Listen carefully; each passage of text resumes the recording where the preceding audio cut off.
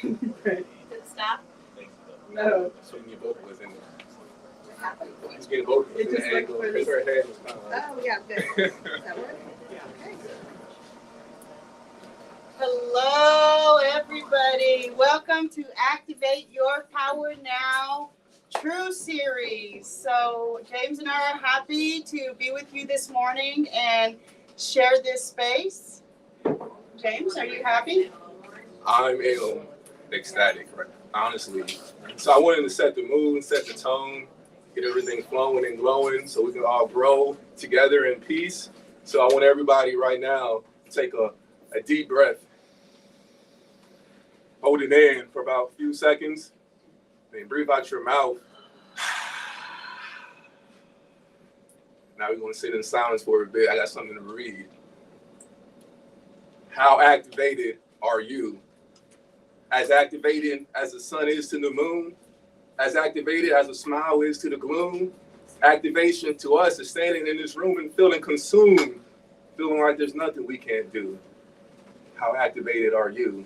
As activated as night is today, as activated as watching kids at play, activation is to us is waking up in every single way, knowing that the power that rests within is helping us mold our lives like Play-Doh and clay.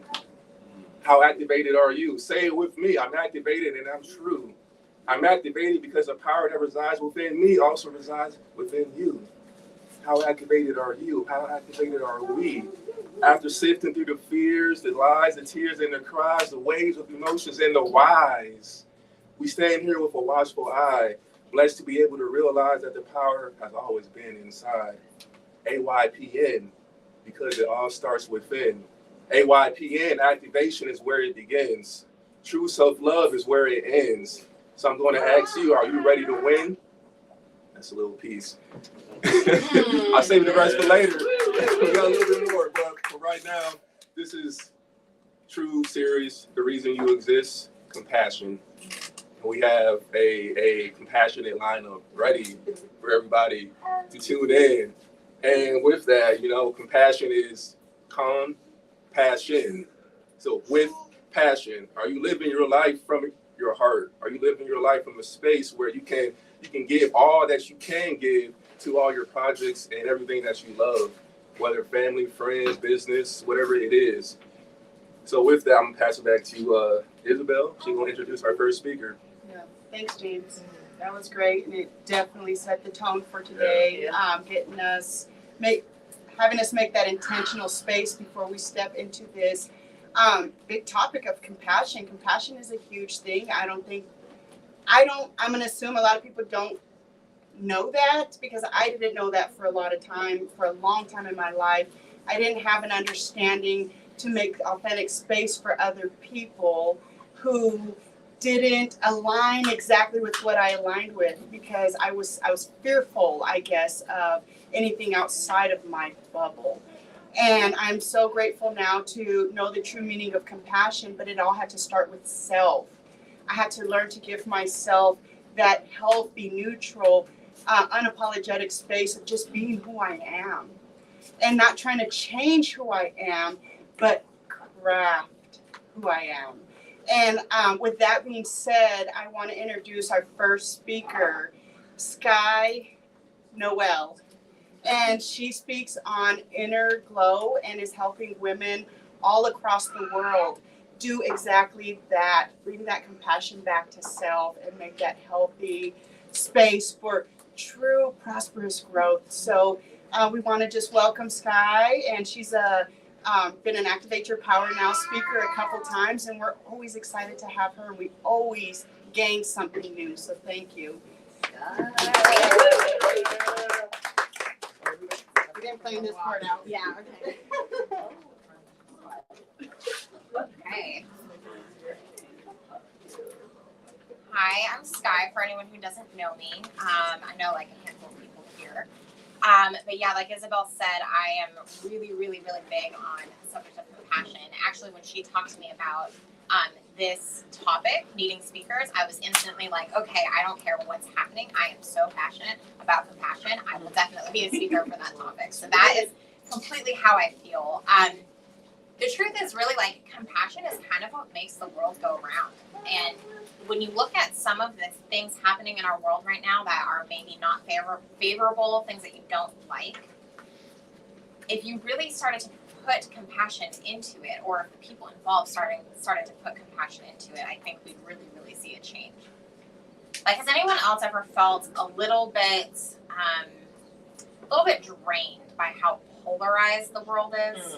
Yes. It's a little bit like there's a lot of us versus them, right and wrong. This is the right viewpoint. No, this is the right viewpoint. And I have this evidence to back up this viewpoint. And I have this evidence to back up this viewpoint. And actually, really, like, everyone's truth is true, even if they don't match. And all the conflict we see in the world right now is because people are trying to enforce their truth on someone who has a different truth. But if any of those people just had compassion for the other side, you don't have to agree. Like, compassion does not mean backing down on your integrity or your beliefs at all, but you can maintain your own beliefs and still understand why someone else has those beliefs, or even if you don't. Like, honestly, I have very strong beliefs on certain things, and there are some people who feel exactly the opposite of me. And sometimes I'm like, I wouldn't be happy if I felt that way, so I'm not sure I get, like, how you're happy living your life that way. But at the same time, I respect it. And that love that you can have for humanity can allow that respect to carry. And really, world change is going to come about because of compassion. But there's so many different layers to compassion. So there's compassion that you can have for groups of people, for the world. You know, we hear a lot of news, a lot of bad things happening in the news, and a lot of us will feel compassion for the people who are victimized by some of the things that happen in the world. And then there's also compassion with, like, interpersonal relationships, like with maybe one other person, and whether it's a romantic relationship, a friendship, a family relationship.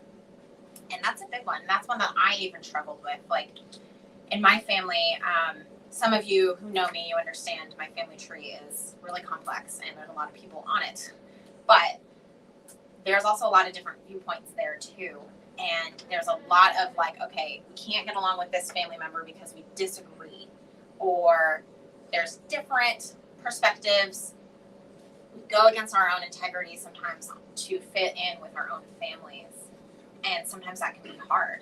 And sometimes there can be this pendulum swing of, like, you know what? Parents, I disagree with you. So, like, F you guys, I'm out. Like, sometimes people do that. But really having compassion means, like, you can still love the person and you can still be in your space while allowing them to have their space. Yeah. I have, you know, like I said, like, my family dynamic is very interesting. So I have, on the political spectrum, religious spectrum, everything. I have some family members on one side and some family members on the other. I also have a lot of, I've had a lot of, like, not great things happen to members of my family or within my family. So I just wanted to tell you guys a quick story about myself. It's something that happened for me recently that some of you know about. So my dad divorced my mom. He had another relationship. They had a kid. The woman he had a relationship with, she had some mental health issues, but she also had a lot of other things going on, and she treated me very, very, very badly. Like, is the reason why I know what therapy is. He had a son with her, and he decided, okay, I want you completely out of my life, so I'll pay the child support, but no relationship with the son. And for me, I was, like, ready to be a big sister. I'm very nurturing by nature. I was, like, ready as a 4-year-old to be like, let me be a big sister. I'm ready for this. And so it's been kind of this thing that's impacted my whole life that I've thought about a lot.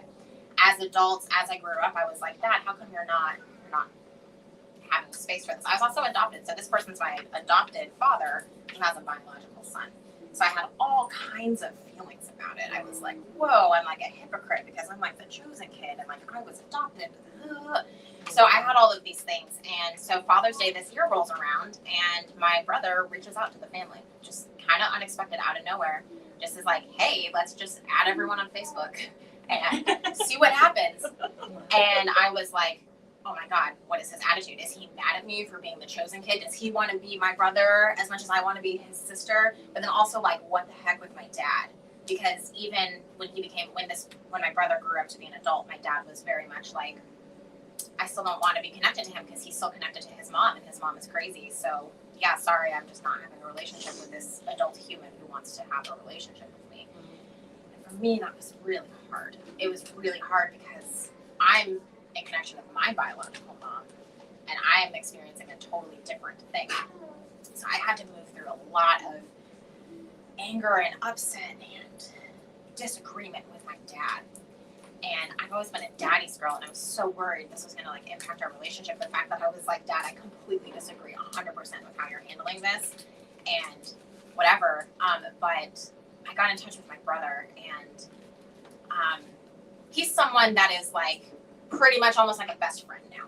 We talk every day, and he's amazing. He's been through a lot of hell because his mom was who she was, and it was hard. It's been hard for me to be in a space of like, okay, we are completely connected. I know totally how he feels. I know the abandonment that he feels from my dad who raised me, and hearing that from him was sometimes really hard.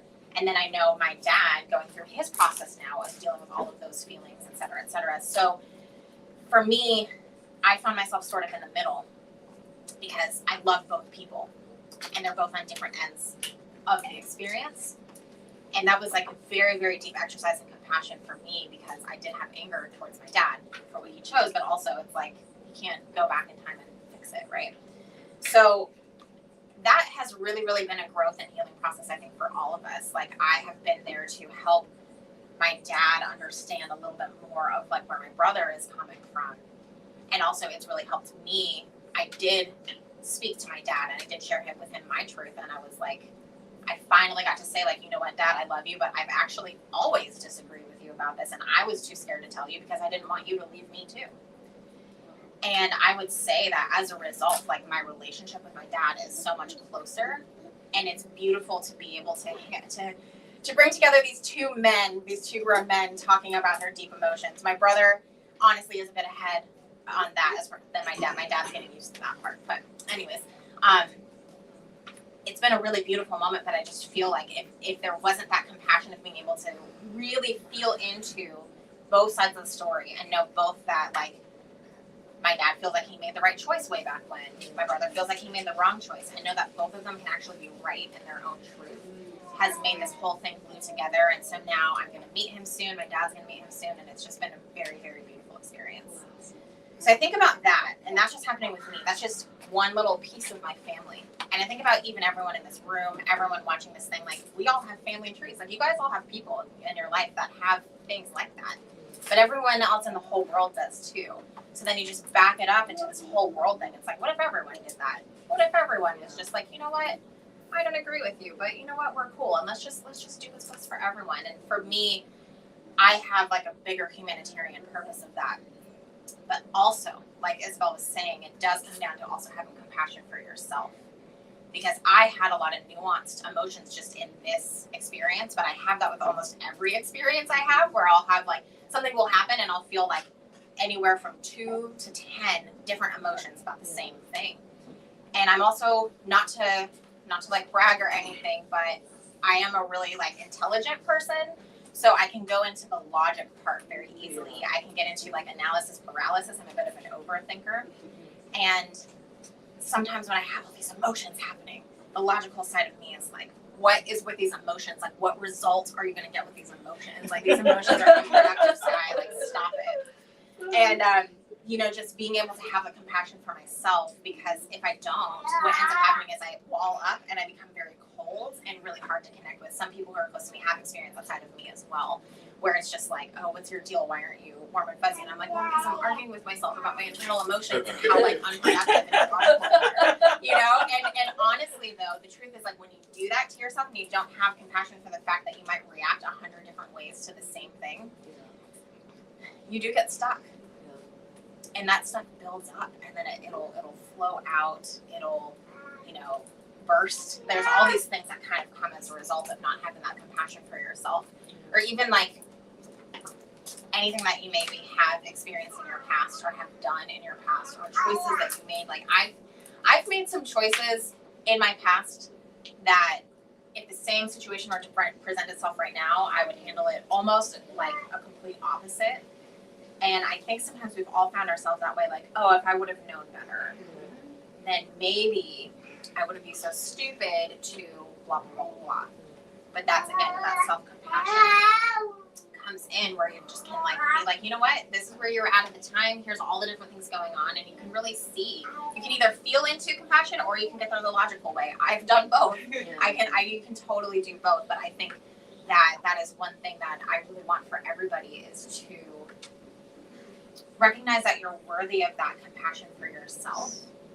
And not only that, it's almost the most, I don't want to say selfless because it's very contradictory, but it's one of the most giving things you can do is to have that compassion for yourself. And to really be like, you know what, everything you ever did, you can forgive yourself. It's okay to move on, and it's okay to start a new chapter and to change things for yourself and to experience joy. And it's also okay to be completely emotional and logical at the same time. And when when everyone starts doing that, like imagine if our world leaders did that for themselves. Like not even taking into like how they might treat other people.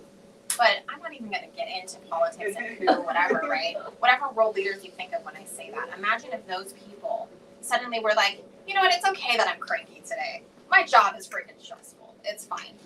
And then they would be able to give that compassion to the other side of the argument. They'd be able to give that compassion to others, and they would remember that the reason why they're there and the reason why most people even get into that line of work is because they want to help humanity anyways, but they lose sight of that because they lost their compassion. So that is my big message. I feel like everything I do and the different routes I take to get there is all about helping people and helping you all to connect with yourself and experience that love and compassion for yourself. And I know that if we all do that, then we'll inspire more people to do that. And then we'll start to see that change in the world that we're all really ready for. Yes. So, thank you. Girl.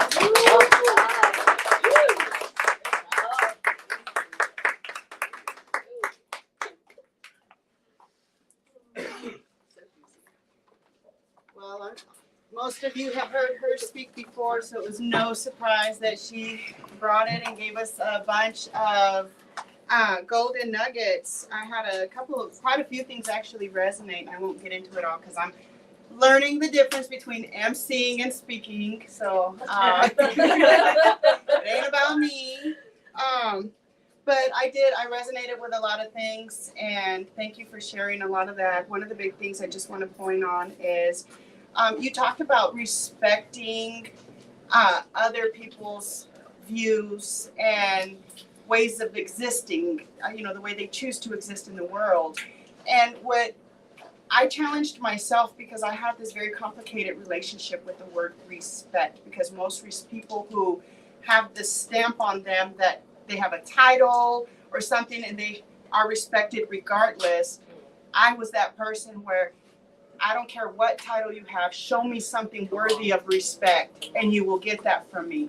But what I will do is honor you as another living human vessel, navigating this world with the same hopes and dreams that I am, and that's to find peace and harmony in my world, a place of existence where I don't have to live in fear.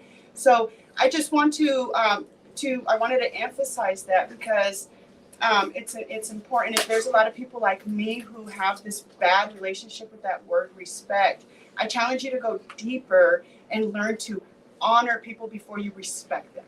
Yeah. They're worth honoring before they are worthy of your respect. Respect to me does come by show me what you're contributing, and I will add to that honor and give you my respect now. So thank you again for sharing. I'll go ahead and let Jen say something, and we'll introduce our next speaker. Compassion does make the world go round, right? And it's okay to set boundaries, right?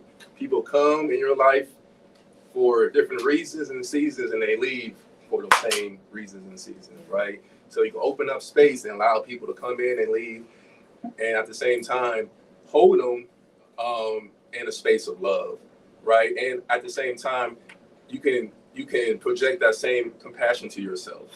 I know you said you're worthy of receiving compassion, And it's one of those things. It's like I get myself worth through the food I eat.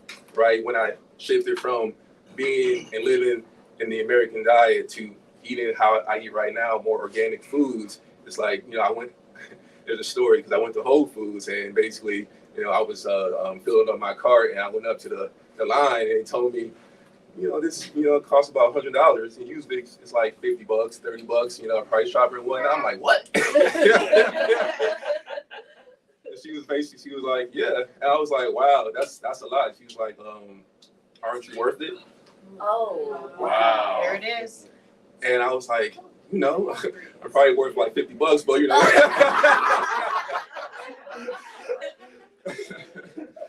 but it's one of those things. It's the small things every day that's it's indicative of how you see yourself and spreading self-worth and self-compassion.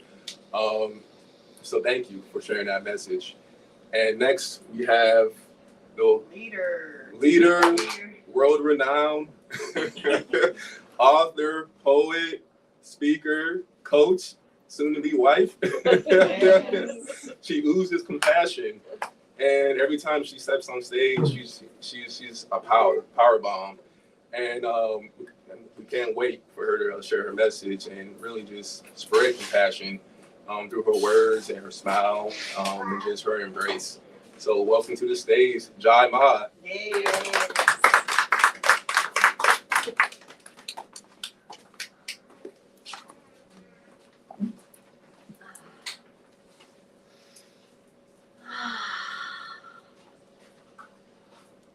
On my way here, I love working with my angels and connecting with spirit.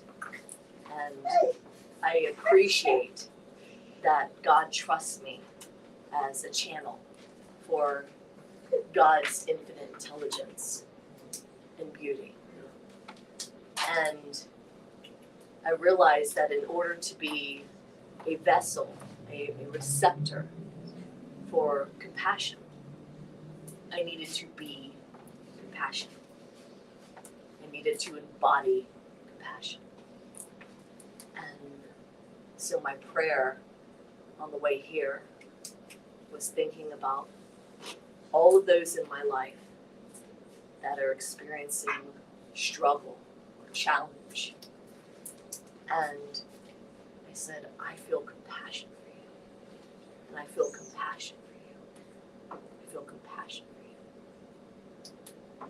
And when I think about people like Yeshua the Christ, Kuan Yin, Mother Teresa, Mother Mary, what do they all have in common when you think of those people?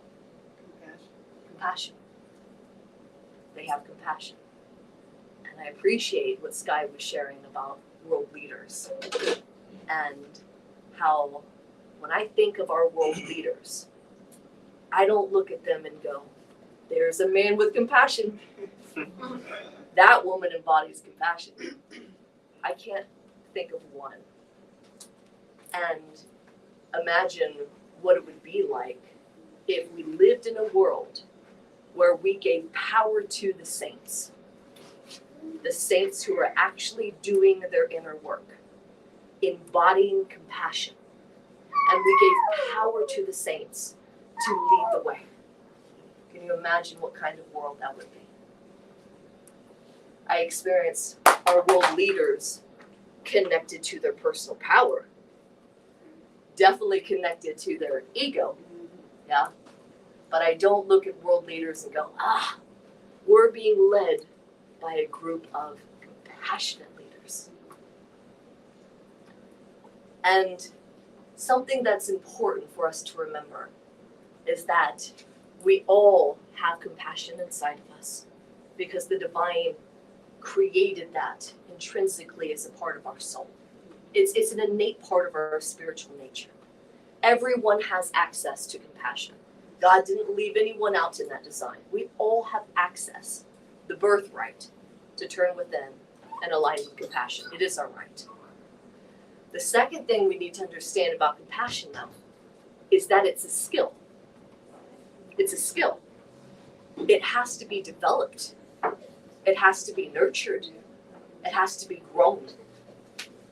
So when you think of the saints, Yeshua the Christ, Mother Mary, Mother Teresa, they chose to tune in to compassion, activate and be compassion over and over and over and over again until they embodied compassion. And then when you look at someone like that, you go, that's a person who's compassionate. That is a person who is compassionate. It's a muscle. It has to be strengthened every day. So in order to strengthen compassion, we got to know what it is. Yes. Like, what is compassion? My simplest definition of compassion is love, seeing pain. Love, seeing pain. So in order for me to offer compassion, I first need to embody love. I need to connect in with love. And then as the witnesser, as I'm witnessing pain and discord into the world, as long as I embody love, as long as I'm in alignment with love, then I am offering compassion. But there's no other way to offer compassion if I'm out of alignment with love. If I'm in fear or discord or judgment when I'm witnessing pain, discord, there's no compassion that is able to flow through me if my vibration is in fear. But if I choose to come into alignment and embody love, and I witness pain, compassion naturally flows. And so to strengthen this, we have opportunities all the time. That's the cool thing. You can develop this skill on a daily basis. You can become a saint. You can become a saint to where if there is no other amazing accomplishment that you do in this world, no great business, no great title, no great empire that you create, if you practice and develop this skill of compassion, you will be a saint. You will be remembered through space and time as a saint. And to develop that skill, I'm going to talk about just a few ways that we can do that on a daily basis. So one is listening to others. When we're in a conversation, how often do people come to you with emotional challenge, drama, discord? If someone comes to you and is expressing from their pain, that means there's something in you that they trust to hold their space. And if you interfere with that space because you're out of alignment with love, you cannot offer compassion. My recommendation there is to practice silence. Just listen. Just listen. Check in with your body. What are you experiencing in your heart when you listen? Are you uncomfortable with what someone's sharing? Do you want to shut them down with advice or problem solve because what's actually happening is you feel disturbed by their disturbance? That's what's happening when we rescue people. That's what happens when we go into our world. We disconnect from compassion. Practice listening quietly. Practice connecting with your heart, feeling love for the person sharing without needing to do anything to rescue their space, but to be there and offer that divine energy of compassion, because that's healing. That's healing medicine for people. So that's one way. We could practice that every day. Another way, she also mentioned, Sky mentioned the news. I really appreciate going after Sky because I was like, I'm going to cover this one. So thank you, my sister. Yeah, so the news. How many of you guys experience tremendous amounts of joy and ecstasy and bliss when you watch the news? Right? No. Right? No. I'm from Chicago, so. No. It's even on there. Well, the news is depressing. I know that there are activists endeavoring to create more positive news, which I'm totally on board for. But for me, watching the news is a spiritual responsibility, okay? I don't watch the news to check in with the world and find out what's happening. I don't watch the news because it's fun. when I choose to watch the news, which I rarely do, okay, I rarely do, but if I choose to watch any kind of news, then I know that it's a spiritual responsibility. Meaning, there's lots of pain that I'm about to witness. And it is my spiritual responsibility to align in with love and offer that witnessing of compassion. Offer the energy of compassion. Now, most people that I know who are addicted to the news, they're not doing that. They're not doing that. There's judgment. There's, I agree with that. I disagree with that. There's they shouldn't be that way. That person should be punished. There's that going on in the witnessing. So that's the energy that's being offered an already painful situation. You guys, it's already in pain. And if you witness out of alignment with love, you're just giving it more pain. Yes. It's a responsibility to witness pain from the alignment with love, and that is compassion. That is the divine energy that creates the healing on this planet. So I encourage you, if you choose to watch the news or any form of media that is triggering and upsetting for you, take a deep breath. Choose either the spiritual responsibility of compassion or turn off the news. That's the best way to help our world right now. Yeah. And the final easy, simple way that you can develop the skill of compassion. How often, how many times a day do you see a homeless person asking for money on the side of the road? Right? It's so often, so often. I personally, what's in my integrity is I love to give. So I make sure that I have dollars like hanging out in my ashtray like that. I like to give. And I had someone one time challenge that. Jama, why are you encouraging them to not have a job? Why do you empower that disconnect of them being responsible for themselves? I was like, oh, they have a job. Homeless people have a really important job on our planet. They're in the business of compassion. That is their business. That is their service to us.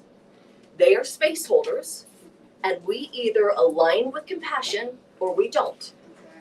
But they are earth angel space holders. Amen. They are in the business of compassion. They hold the space for you to align with compassion. They are serving you. It is their gift to you. And that deserves $1, amen? Amen. Yeah? So whether it's true for you to give money or not, that's not the story here. Sometimes I don't have money, but I always have a prayer. Yes. I always have eye contact, where I can connect. I can always say something kind.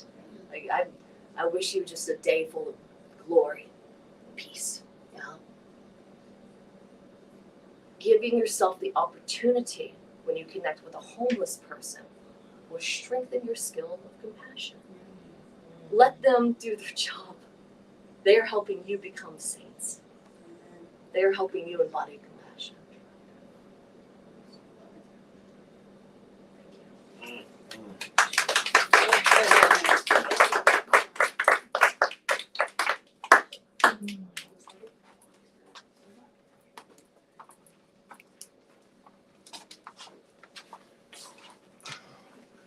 Wow.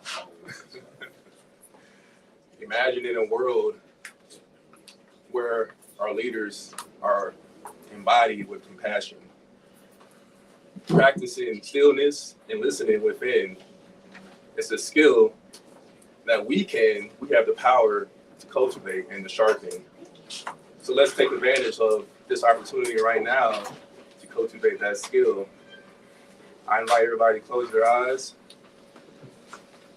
Take a deep breath. Bring your intention to your heart space. I want you to imagine a person, a place, an object, or a thing that brings love and gives love to your heart. And at the same time, I want you to imagine what color compassion is to you. Now sit with that picture and have that color wrap around your heart, your heart space.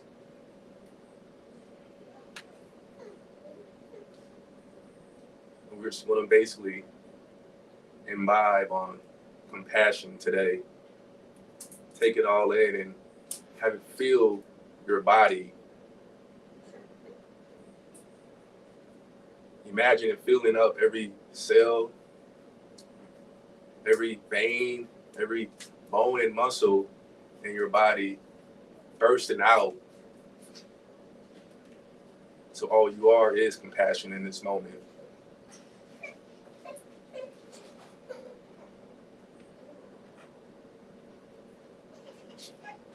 And now once you feel that you can't hold any more compassion inside of you, I want you to imagine the earth about a foot in front of you. And imagine you projecting that compassion from your heart space around the earth. So now we're filling up everybody who's willing to be in alignment with love, seeing pain, so we can spark that compassion within.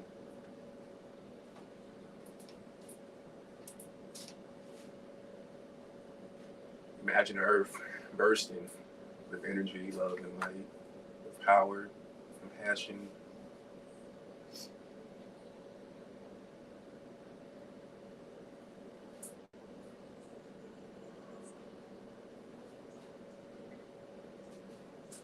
And finishing off, we're going to basically take that energy that we embodied. We're going to ground ourselves, imagining going through your feet down into the earth. We're going to give the earth some compassion as well.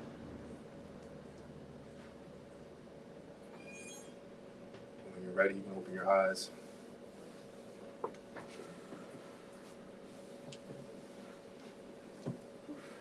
You always take me on a journey. How you feel? I feel very compassionate. This is something that is, as you know, James is my coach. It's how we started, in helping me get heart-centered and connected with my emotions and being in the moment and all of those things. You know, these practices have really, really, really transformed my life and allowed me to become a better leader, a better server to all of you that we're pouring into. Because again, anybody who knows me pre-activation, even pre-Kansas, where I'm from, El Paso, you know, those people, they were waiting to really see me be these things I was proclaiming, right? Because they knew me as a totally different person. So it was hard for them to give that compassion to me. But it's through these practices, through these pauses, you hear a lot of people repeat the same things, and none of us own any of these words that we're saying, right? These are free words to the world. We're just here to share them. So when you hear us repeating, for me, it makes me think, take note. Many people saying the same thing, take note. It doesn't mean attach, it means take notes. Pause, breathe, and spend some time with it, because there's something trying to surface for you. So with all of that being said, I would love to invite our next speaker, Gary Newsom, or Coach G, who has shared his story numerous times now on the platform and is now really a part of our core AYPM. He's stepping up in leadership and helping run a couple of our chapters just to help share his activations, his story, because not only is it helping him through his healing process, he is getting feedback of how much his story is inspiring other people. So it's my honor to introduce Coach G, and he's going to come share some wonderful words on compassion. Hey, Gary.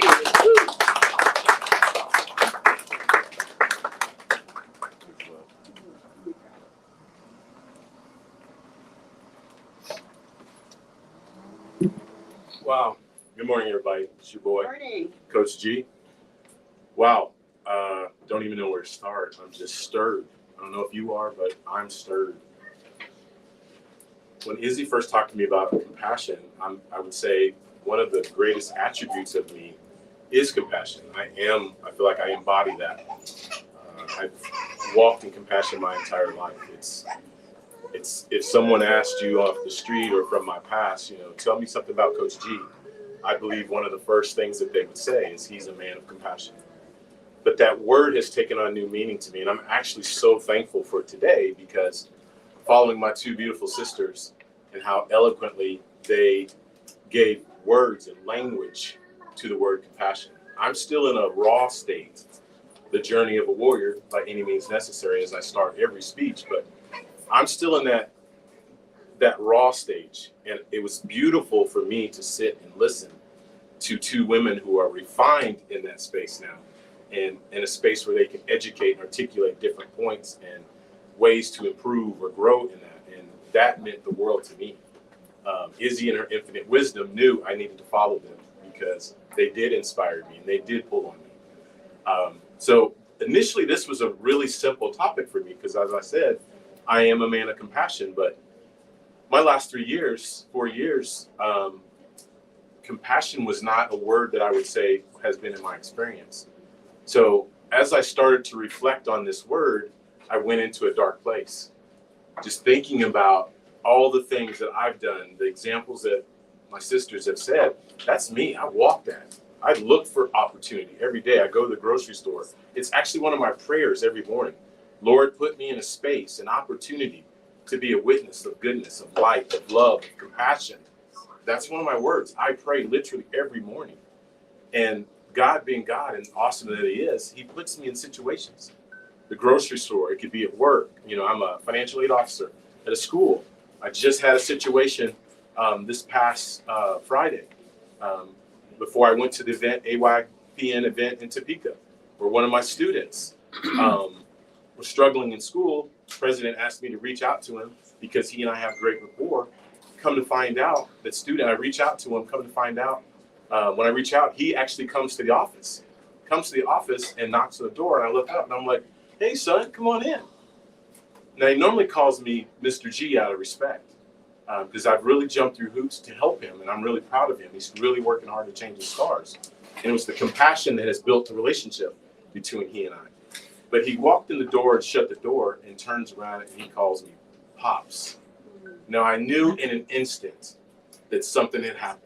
Not just something that happened, something drastic had happened in his life. His world was literally turned upside down. As I got up, he turns around from shutting the door, just falls into my arms and breaks like a piece of glass. And being the compassionate man that I am, I held him in that space. No judgments, just silence, just held him in that space. Got him to a seat, and he articulated to me as best that he could that he had just lost his boy, his cousin, which was like his brother, his best friend. It was in a life that he had worked hard to try to get him out of. And what do you do in a moment like that? What do words do in a moment like that? It was compassion is what he needed. Silence and compassion. My love exchanging from my heart into his heart, covering him, cloaking him like a glove or like a coat. That's what he needed. Compassion. So as I reflected last night, coming from the AYPN event in Topeka last night, I was energized talking about leadership, but now I'm like, Lord, how do I shift into compassion?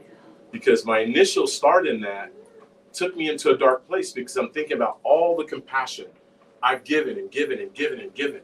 52 years of that. That's just who I am. That's Gary Newsom, Coach G. But then I thought about, well, Lord, when and why hasn't that been displayed to me? Why hasn't that been given to me? So that's why I took that leap into that dark place. But as I reflected last night, I got so excited to talk about the word compassion because the Lord revealed different examples and situations on the journey of a warrior where compassion was displayed.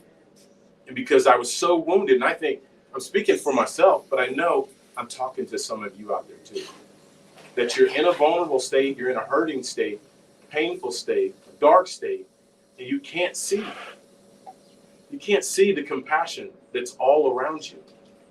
But God gave me an opportunity to just kind of sit back, breathe, and reflect. And as I did that, he gave me visions of different situations. On this platform, I talked about one that was very near and dear to my heart, my father. When I talk about my father, that's a very painful opportunity because most of my life and I talk about different experiences, most of that pain came from the hands of my father. Mighty man of God. I remember growing up in church and my friends, all the other young people would, oh, I love you, Dad. I love you, Dad. You know, you're so blessed to have this dad. I'm like, okay, you can have him. Because you don't see what he's like at home, but yeah, you can have him. So we were estranged pretty much my entire life. I worked my entire life to gain the compassion of my father and never got it. Never got an I love you, never got I'm proud of you, nothing. But the Lord gave me 63 days with my father. That was one of the things he reflected to me last night. And I've talked on that story before, just briefly. So that 63 days, my dad sat in great pain and suffering at Research Hospital. 63 days of great pain and suffering. And who sat at his side? His eldest son, that he had literally broke his heart and destroyed him as a man. But who was there? God knew in his infinite wisdom that my father needed to heal and that I needed to heal. So in that moment, the pain dissipated. And as I wept last night, I mean, that was compassion. That was the compassion of Abba Father that knew this broken 50-year-old needed the love and the compassion of a 78-year father. And before he left this earth, he had to give compassion. So in that 63 days, he rebuilt the man he had broken. He pulled back experience after experience after experience, and things I had buried and forgotten, and brought them back to life and told me how he should have handled that situation. So that's been my fuel on the journey of a warrior, to take compassion to a whole nother level. So I wondered about what am I going to speak on today, but it's things like that. As I came in today, I was talking to different people. I talked to Brand, who's another one of my mentors and my hero. Izzy, definitely one of my heroes. James, Josh, wow. Just blesses me. My Elisa's here. Just this room is full of people that are my heroes. I can't name drop because I'm gonna miss somebody, so I'm sorry, but I don't even know why I started that. But I was talking about, I was so excited, a new thing in me was birth last night that I didn't recognize. That it's been funny all week. This is my 4th time speaking in about a week, and I write all these speeches and then get up to speak, and I'm just like throwing away my paper because the Lord takes me a completely different direction. And I actually feel like it's way more powerful than what I was going to speak on, even though I thought what I did was powerful, but I'm just loving how God is showing compassion to me in situations like that. But one of the things that has grown in me over the course, the journey of a warrior, is a thing from compassion, I believe, from the Lord, is he's birthed writing in me.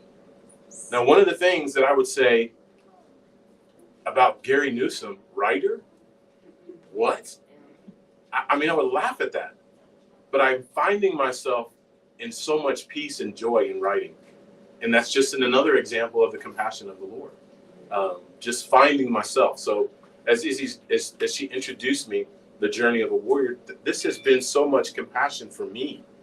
You know, as a minister, I don't ever feel like I can get up and talk or minister to God's people until it first hits home with me. It's got to touch me first. Because when it touches me first, now when I speak it, it's authentic. So in God's compassion for me, I've learned to be the authentic Gary. No more false self. No more hiding behind pretenses or walls or being what everybody else wants me to be. Now I get to be me. Now I get to operate from that space of love and compassion, because I am that guy that sees the homeless person sitting on the side of the street and my heart bleeds for them. You know, I've become wiser, and there's some people I don't stop for and engage with. I wait on the Holy Spirit to drop that in my spirit, and whatever the assignment in that situation, if it's money, if it's prayer, if it's love, whatever, I'm completely open to. So I just rely on Holy Spirit for that, and I see that as an act of compassion. So I'm actually really proud of this thing. So I want to read some things to you that I wrote for this. I mean, I was ready to just throw it out, but I'm so excited that I'm actually becoming a writer. So I want to share this. So for me, compassion is a powerful emotion that can be experienced in many, many different ways. It is a feeling of deep sympathy and sorrow for another's suffering. My sister so eloquently said that. Occupied by a strong desire to alleviate that suffering. That's compassion. When you see someone that's hurting and it's on your heart so strong, you want to do or say whatever you got to do to help them alleviate that suffering. Compassion is often seen as a virtue and is often associated with love, as they've already said. I will explore the difference between man's love for the woman of his dreams. So that's the way I kind of preface this today. I was thinking about, how do I start this? And I'm a bachelor, so I'm thinking, what would I say to the woman of my dreams? You know, I've been asking the Lord, where's my kingdom wife? So I kind of jumped in it from that perspective. How would I talk to her? So a man's love for the woman of his dreams is often characterized by strong feelings of passion and desire. He may be willing to do anything to make her happy and to make her feel loved. He may be willing to sacrifice his own needs and desires in order to make her happy. This type of love is often very intense and can be overwhelming. It is often focused on the individual and is often selfish in nature. But then as I reflect, I got to talk about the ultimate love of compassion is God. God's love for his people, on the other hand, is characterized by compassion. God's love is unconditional, agape, and is not based on any particular individual. He loves all of his people equally and desires to see all of them, all, not some race groups or social groups or economical groups, all groups, happy and completely fulfilled. God's love is not selfish, but rather selfless. He literally bankrupt heaven to send us his beloved son, Jesus, to be beaten beyond recognition, to be hung on a cross, be betrayed out of the act of compassion. And Jesus, being Jesus, knew what he would experience. Remember, he's God and man. So he knew every detail of that walk, that journey that he was going to go through. But out of his act of compassion, we all have now access to the Father. So that just blows me away. That was the ultimate act of compassion. So that, I weep over that, writing that, and that birthed something else in me last night. This is my first. And I'm saying this to my kingdom wife today.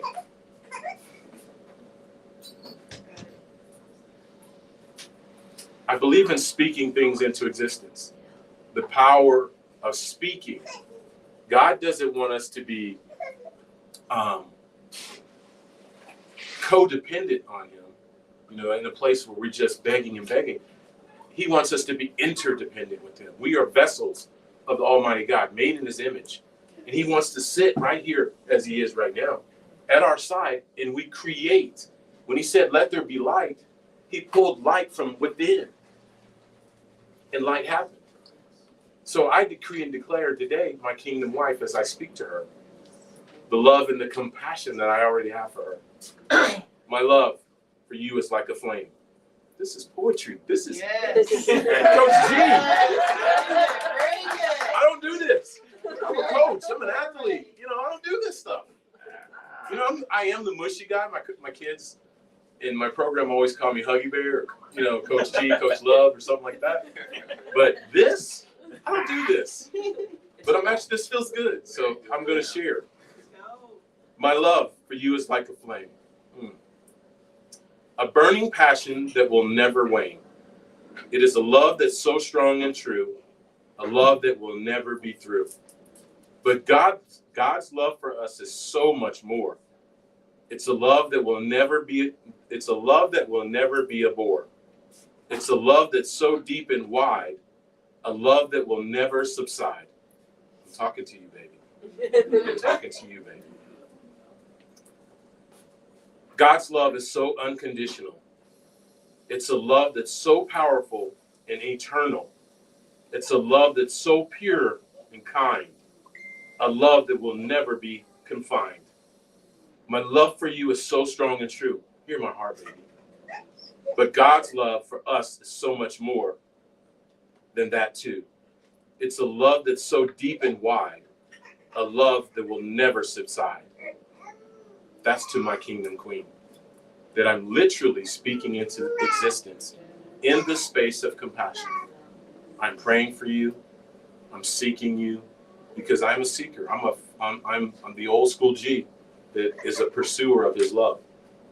So out of compassion, I'm coming for you. I'm coming for you.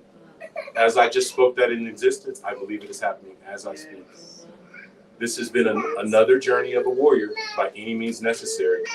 Episode Compassion. This is your boy, Coach G. Yeah.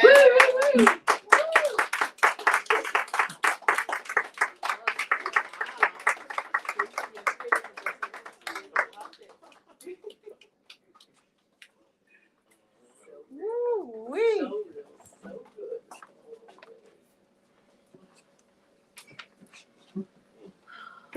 So proud of you every time you get up. It just gets better and better. Coach, don't stop what you're doing. Jesus. That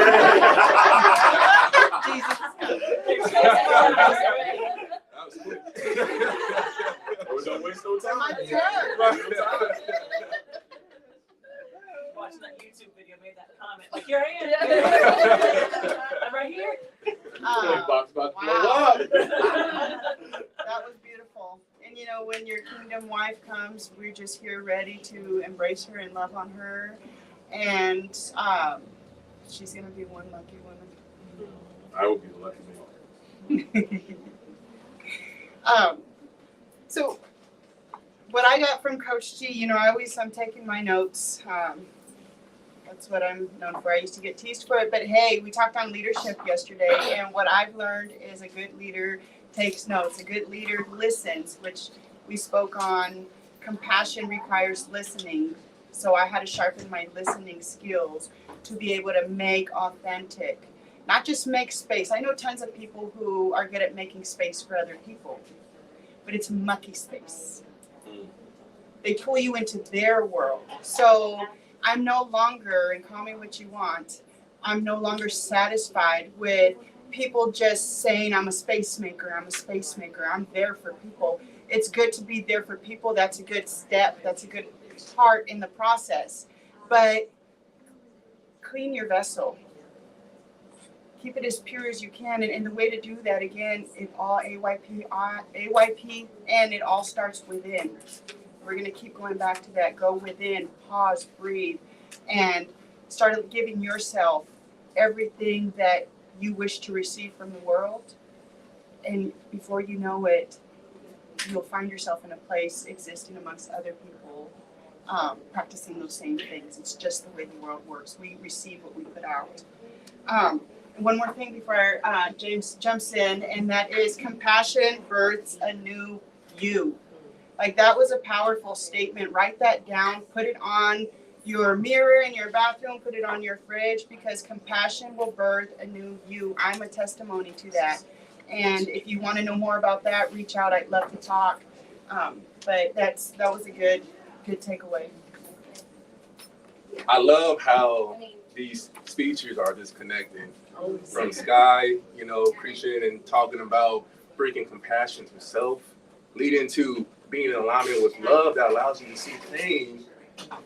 And then that goes into Coach G's speech, in which his student came to him, and all he needed to do was be that stillness and be that embrace and allow just compassion to flow from him without even trying, which led to him, again, making amends with his dad and extending that compassion to himself and to his father, which is now allowing him to be who he is today. So it's all beautiful to see everything that's happened and in that divine time and divine order. And calling out and really speaking to existence your future kingdom wife. That's, you know, it's right now it's really just it's beautiful to see and watch that unfold. So thank you, grateful for blessing this space with your energy, all three of you, and our next two speakers. And with that being said, we have another powerful speaker that's about to bless this stage. She is a full embodiment of spirit, of light, of love. When she walks into the room, she lights up. She can't help it. She just can't help it. It's just who she is, and her hugs are so wonderful and it really makes your day. So give it up for Reverend Elisa. Yeah.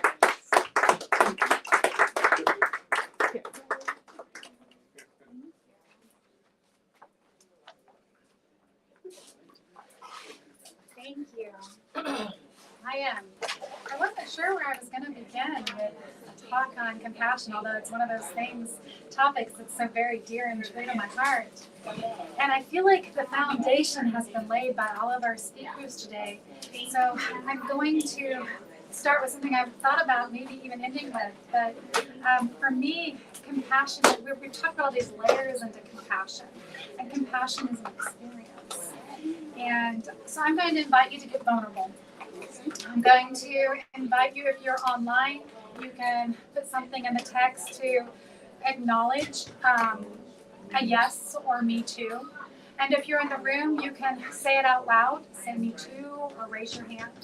But I'm going to ask a series of questions because I want us to see that in compassion, we're only 3 degrees removed from each other, maybe even less. So I'm going to begin. There's a series of 11 questions. Number 1, have you ever felt that you didn't have enough to eat, had to wear dirty clothes, or had no one to protect or take care of you?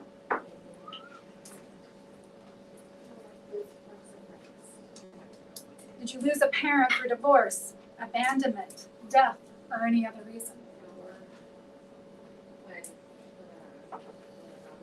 Do you live with anyone who was depressed, mentally ill, or attempted suicide? Did you live with anyone who had a problem with drinking or using drugs? Did your parents or adults in your home ever hit or punch or beat or threaten to harm each other? Did you live with anyone who went to jail or prison? Did a parent or adult in your home ever swear at you, insult you, or put you down?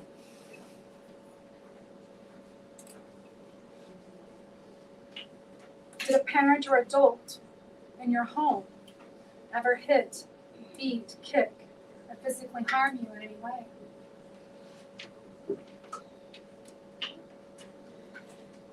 Have you ever felt that no one in your family loved you or thought you were special? Did you ever experience unwanted sexual contact? I don't know about all of you, but I'm feeling that. I raised my hand out of those 10 questions to about 7 of them. And I always add a final question. How many of you, if you didn't raise your hand, have you had someone you loved or you care about have that experience? And that's every single one of us in this room.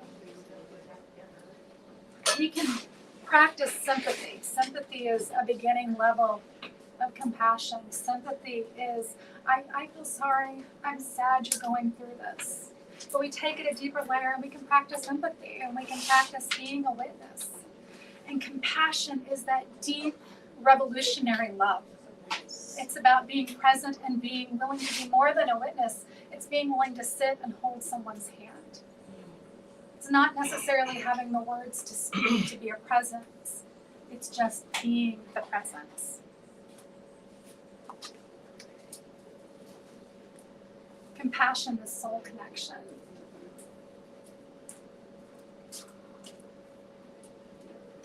There are so many ways we can show up and practice compassion. And I think that's up to each of us to decide where we can be in that space of a revolutionary love. For me, it shows up in a lot of different ways. For me, it's trying to create an environment that I raise my children in where they felt safe and loved. And what I'm sad to say is they still even experience some of these things on this list, even though I had to. I couldn't take it all the way. And then there's that intimate compassion that you spoke about, Sky, of being kind to myself, loving myself through it. And then there's that speaking of compassion to others. For me, it's about stepping into the circle. That's where the magic happens, right? It's not like way out here and saying I'm 2 steps removed. It's stepping in. I had joined a compassion prison ministry project. And one of our jobs was we were writing letters to prisoners. But there was a small caveat to this. These prisoners were on death row.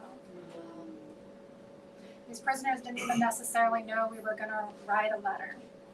And it wasn't about saying, I'm going to save you.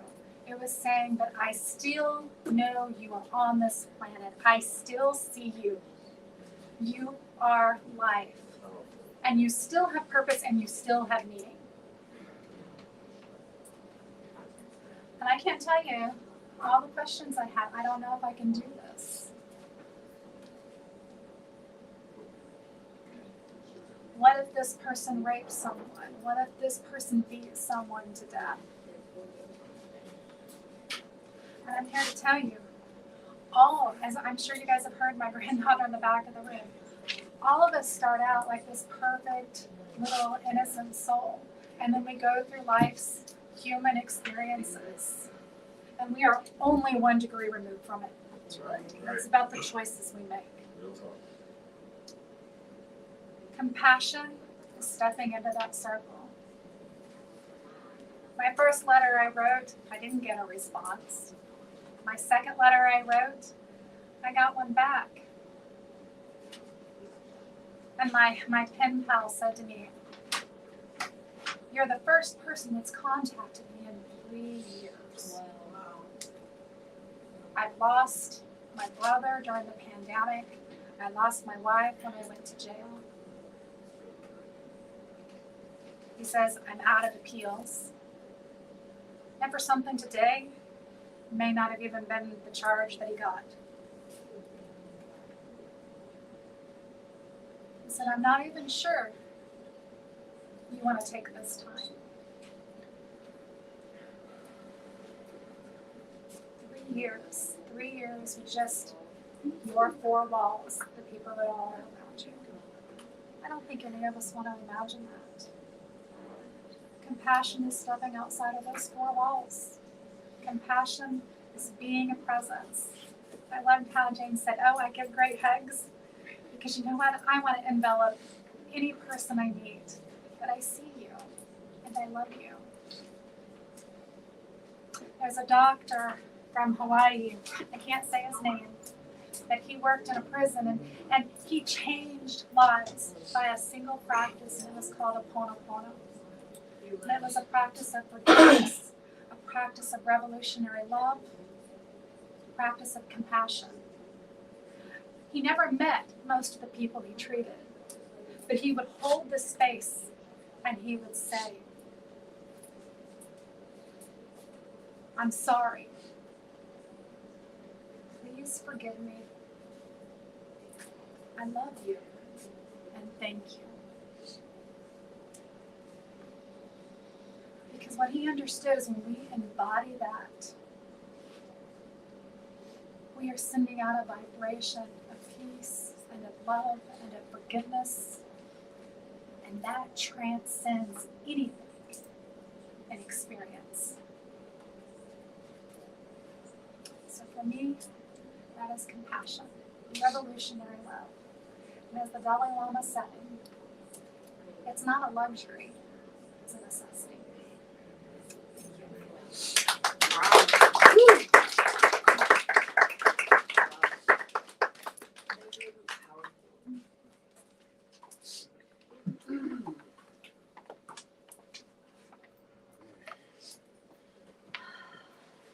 Thank you. I've never had a, thank you, I've never had a, at least I can't think of ever being presented with a list like that and to break everything down. It's like, you know, I had my hand raised for every single topic. And I'm not crying for myself.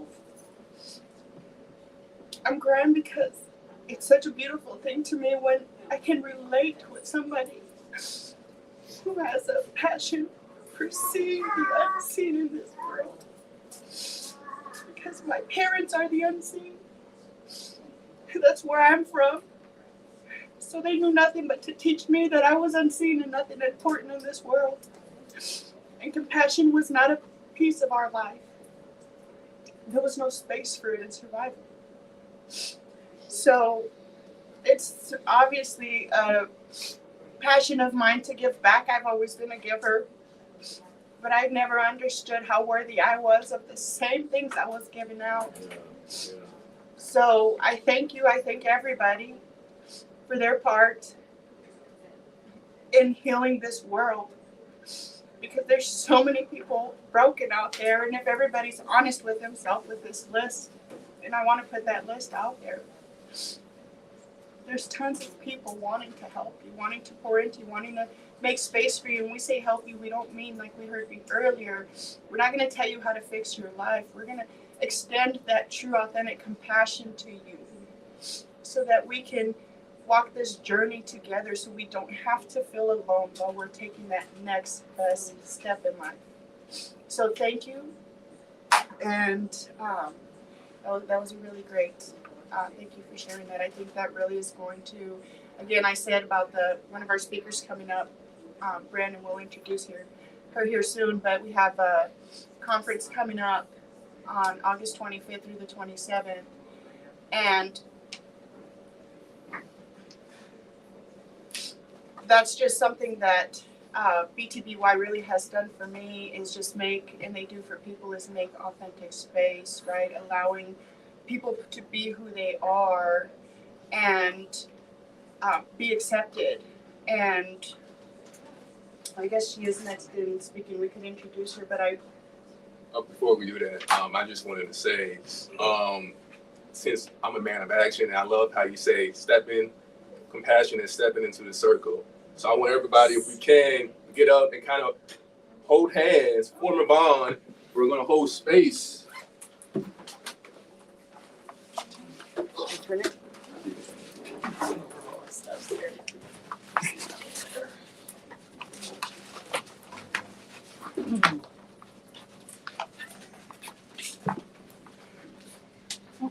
Let's all breathe in unison right now, taking a deep breath in.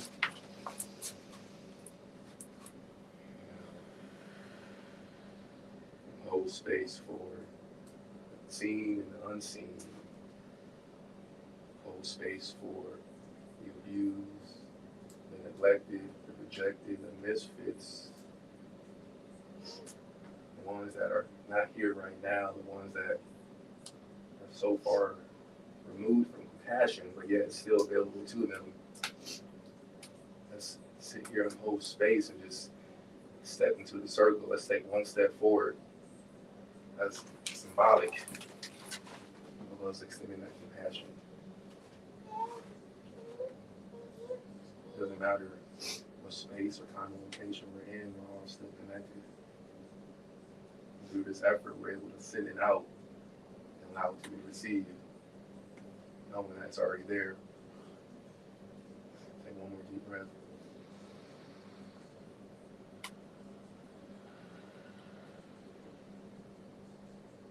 Compassion to step into the circle.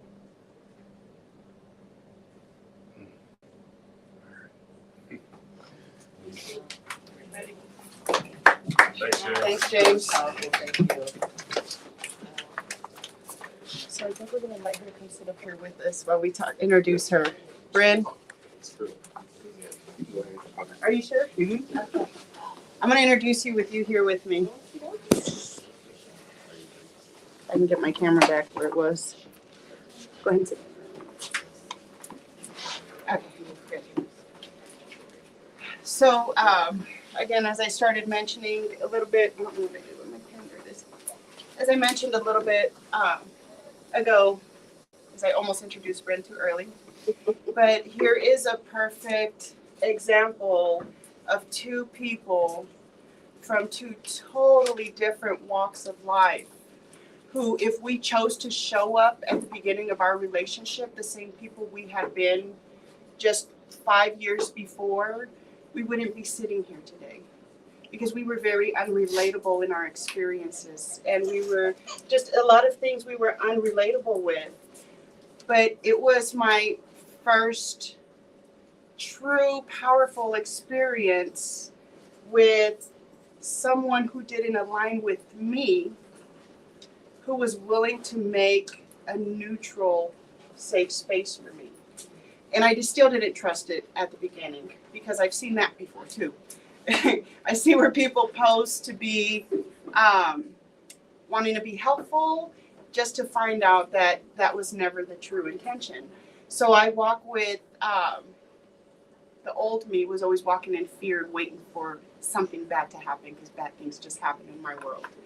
And we both were just unapologetically ourselves. We stood our ground in who we were, and we felt what we felt, but what we allowed was compassion.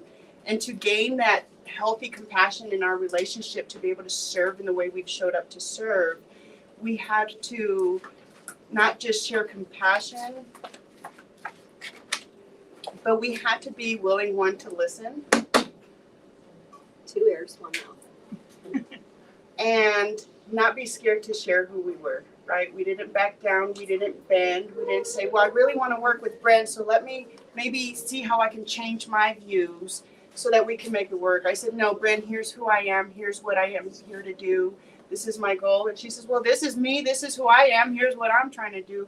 Hey, we're headed in the same direction. Let's do it together. And I'm so glad that we took that oath. And we even have a picture, I think, of us in our pajamas, basically. And we just said we made an oath to each other. We're going to win together. We're going to fail together. Whatever we're going to do, we're linking up and putting both feet together. And we're going on a journey to help other people. And we took that picture because we wanted to be able to look back and remind ourselves that we were willing to make this space and unite together even in all of our differences. And to me, that's a show of true compassion to one another. And we've just been able to grow, help a lot of people. And we have a conference coming up. We have a big conference coming up. So I want to make sure that we let everybody know that after you speak, let everybody know when this conference is, because I promise you attend, you get there one person, one way, and you leave a totally transformed person. Say it again. You arrive one way, and even if your life is great, that's awesome. You're going to arrive great, and you're going to leave greater. So it don't matter where you're at life, there's something for you. I promise. I've been to a couple of them. We speak, Activate Your Power Now will be there representing. So I want to make sure everybody knows, and they join us because it's here in Kansas City this time, which it cycles through the Midwest, so it's not always in Kansas City. So I want to make sure you know about it and you're there. So I'd love to introduce my partner in crime when it comes to hitting the road and spreading the good news out to as far as we can go and inspiring people. Yeah, we're going to Virginia and New York. With the BTBY movement. But Brenda Ringwood, the founder of BTBY, she's going to be sharing on compassion. I want you to pull that up a little bit because I'm going to stand. Okay. All right. BTBY, that's right. We're going to talk about what that stands for. That's why I wore my shirt today. Do I need to go bigger? Well, yes. Right. I was thinking the same. So while she is doing that, I'm going to ignore that comment, right? I am known as the professor of change. I am not a professional motivational speaker. And you guys are going to say, what do you mean? You teach on that. I am a professional change maker. That's right. There's a difference. There's a difference. And I'm even going to flip the script on the word compassion. Is that good? Compassion. You guys are all talking about it, that it starts these wonderful movements and things and gets your brain working, right? Did you know what the real definition is? Feeling sorry for somebody. Pity. Did you know that? All right, so you guys ready for a little exercise? If you're happy and you know it, clap your hands. If you're happy and you know it, clap your hands. If you're happy and you know it, then your face will surely show it. If you're happy and you know it. Yeah. But are you?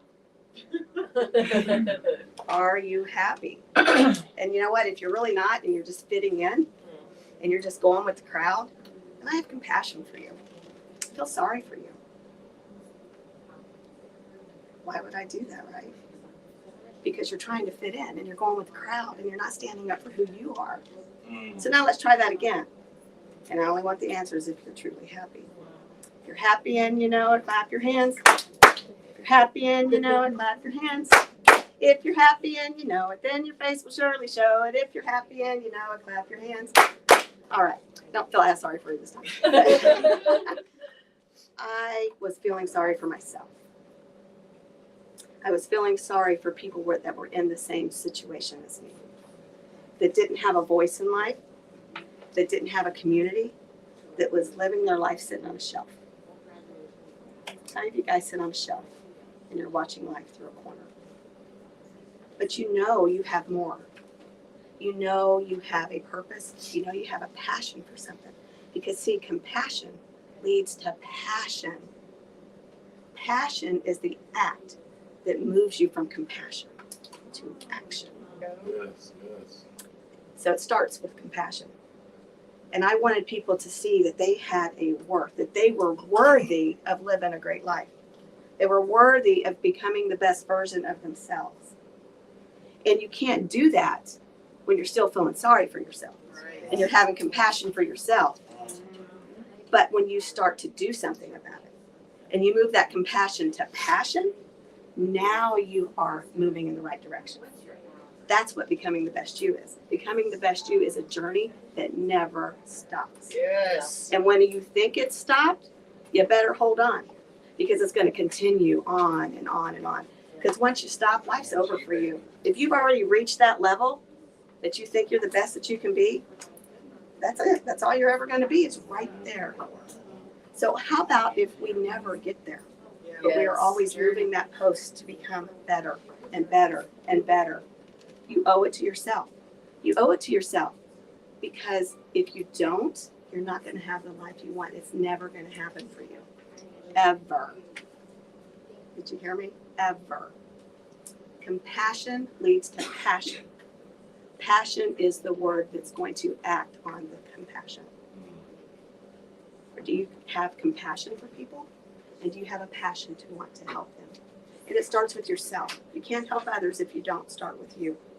There's nothing you can do in life that doesn't start with you. That also means that you are the only one that can stop you. When you look in that mirror and you say, my life is not going the way that it should, whose fault is that? We try to fit in. We try to be people who we're really not. We try to live a life for others. I had to change, which is why I have a butterfly hat on. I had to change. I'm known as the professor of change because I'm a change maker. Yes. I teach people how to change. If you're not willing to change, change is going to happen, but it's going to evolve. And it might not evolve the way that you want it to. But when you take passion from compassion, your change will be in the right direction because you control it. That's what becoming the best you is about. We have several BTBYers here. That's what we call it, BTBY. And this is a movement because we want to see each and every one of you become the best versions of yourself. If you want to be a public speaker, if you just want to be a better communicator, if you want to be a better boss, a better employee, a better spouse, son, daughter, cousin, nephew, friend, just to be a better friend. When you become a better version of yourself, your relationships become real. Isabel, I love you, girl. I love you, girl. She is a prime example of becoming the best you. She is a prime example of wanting to have more for her life. Chuck Doyle's in the house, Coffee Cup Chuck, same thing. He has a passion for doing something, to get motivated. That's what Activate Your Power is all about, is to get you activated. That's right. Let's get activated. Activate Your Power Now is a beautiful platform to have the energy to share positivity with others. How many of you guys are negative? Okay. We all are. We're never always positive.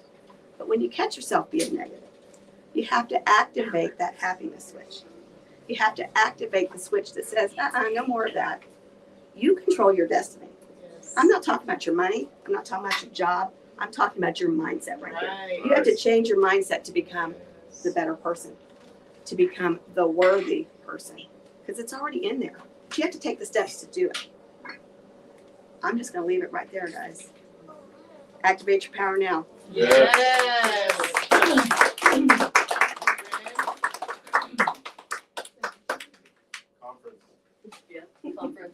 watching. It's just much there. Yeah, we'll be presenting there, James and I, along with, we have some surprises for everybody, but thank you. Okay, Brent. ComeChangeYourLife.com. Moved it for you, but we're way taller than you. Okay, that's good. So thank you, Brent, for that share. You have to have the passion right behind the compassion. So I love when we can break words up and dissect them and get a real, a new view on a word that we're so accustomed. We hear words, we're accustomed to them. We have them already set in our head of what they mean in our lives and stuff. But I love breaking down words, giving them new meanings, and then taking them and utilizing them to, like she said, create your destiny. Your destiny's there. You just gotta be in control of what the process is gonna look like. You can do that with the pause and the breath, with that intentionality behind every step that you take. Just choose to do it on purpose and give it an ultimate purpose. That's where you'll find divine blessings, doors opening that you never imagined would be open in your world. I love how everything came full circle.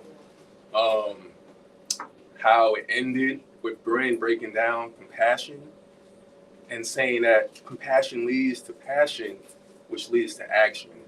The action of waking up every day and deciding to step into the circle.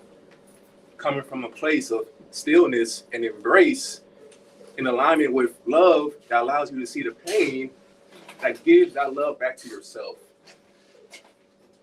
So everything really is in divine timing. Once again, because Izzy was like, "Who's on the lineup?" You know, she gave me that project because she's like, "I don't like doing lineups."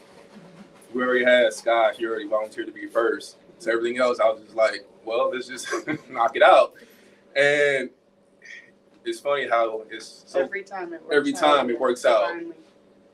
So just being here and being grateful and having this space, just being a container for powerful energy, powerful people coming together as community, holding hands, and really extending that love and that compassion, that joy to really build and to grow together.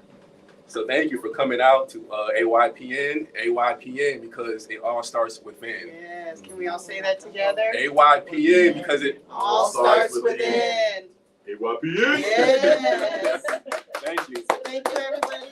I want to just touch again on the conference. August 25th through the 27th will be at Kansas City, Missouri at the Hilton Airport. Yes. And it starts Friday at, what time are we starting on Friday, Breen? 1 o'clock. Okay, we start Friday at 1 o'clock and it goes till Sunday afternoon. It's a 3-day event. We have speakers, we have breakouts. Activate Your Power Now will be presenting Saturday morning at 9:30 a.m. We're kicking it off, getting people activated early in the day so that they can get poured into, make that intentional space so they can listen newly, experience newly, and really get something out of this. But on Saturday night, BTBY conference, we have a black tie affair. Everybody gets to get dressed up as dressy as you want to be. And we have DJ, we have live music. We've had comedians in the past. I'm not sure if we have, yes, we have a comedian. Live music. Live music, dance floor. So it just really turns into a party. For me, I'm going to share real quick that it was my first time I went to this conference. That was quite the experience. Yes, I got poured into. Yes, I still have tons of notes of great things I learned. But my favorite experience, and I don't know who can relate to me, I didn't graduate from high school. I got my GED after having my first son at 17. So the last grade I completed in a public school was 8th grade. I didn't make it past that. I was in and out of the juvenile detention system. So I never got to go to a school dance or do anything like that, nor was I interested. I never felt like I was missing out on anything. But when I put that dress on for the first time and went and I just imagined myself, right? I took now with this new growth, with this shadow work I'm doing, and I got to go feel beautiful, share space, and I just imagined it's what it should have been right when I was younger. Like, I'm like, I could have had this experience, but I chose not to. But I got to have it now, and what better time to have it now where I have a better idea of who I am, and I'm doing it with intentional people that want to grow and be the best versions of themselves. So it's just, it's something way different than I ever experienced before, and I just encourage you all, if you can make it, to be there. And if money is a problem at all of being there, please reach out. I'd love to talk to you and help make a way for you to be there. How much are tickets? Where do we want to purchase? Go change your life. I'm sorry, I did that before. ComeChangeYourLife.com. Go change your life by coming. But you want to go to ComeChangeYourLife.com to get your tickets, and I think there's different ticket levels of how you want to participate. So just go to the website and check out the different ticket prices. And if you hashtag BTBY, it's $100 off. Yes. Oh, wow. Yes. So thank you again, everybody, for being here. Again, please reach out if you're feeling alone, if you're feeling lonely, if you're feeling unrelatable in life and you need somebody to talk to. Know that there's many of us here at the Activate Your Power Now platform. Reach out to anybody. We're all willing to hold some space. And if we feel like we can't, we will make sure you get to somebody who can. So please reach out. AYPN. It all starts with